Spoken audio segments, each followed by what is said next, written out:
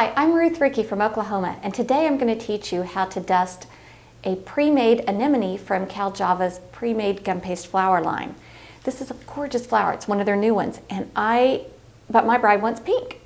She doesn't want white. I could take and I could airbrush it, but that's really not who I am. If you've taken a class with me, you know I'm all about you've got to use your dusting powders. So today we're going to play with the Cosmos, magenta, and then a rose pink luster dust. All you have to do is go get applicator sponges and wedges from your local store, and those will put the dust on this beautifully. It goes on very creamy. And so what I want you to do first is take a wedge, because we're going to use a lot of color to cover all of the petals first, and then we'll do our detail shading with the cute little applicator brushes. To begin, I'm going to take my little wedge and I'm going to dip it into the petal dust, and then I'm going to come and start to rub in.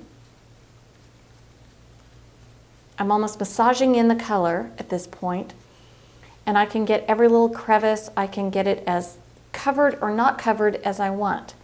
One of the things I tell my students is that the white spaces you leave are actually what makes the flower look alive. So don't worry about 100% coverage.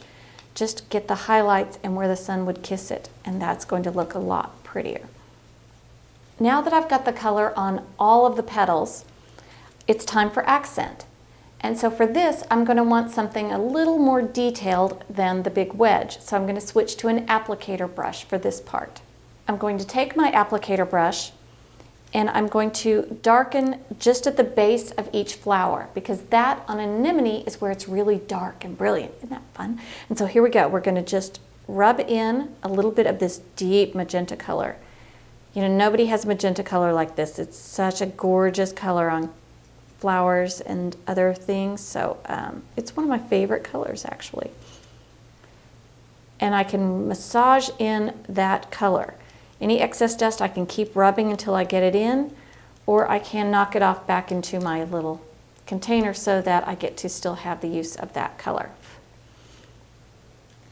Now that I've got the dark color in the center of all of the flower, I'm going to come back and add a little highlight just on the center part so that it really highlights all those little knobbies that are on there that somebody took the time to make so that I didn't have to, because I like that.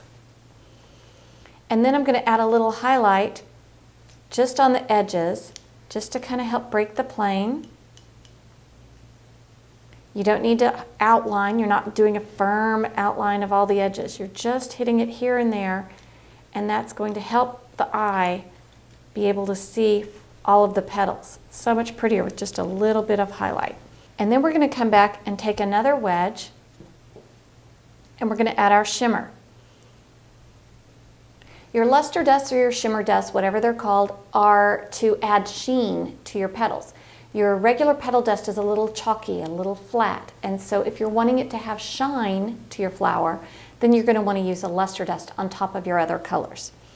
And so all I'm going to do is, again, massage and rub in this color,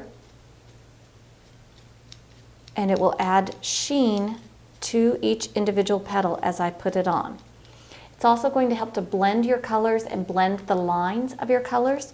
So sheen is a great way to take off that chalky edge on your flowers. And that is how easy it is to color and bring an anemone to life.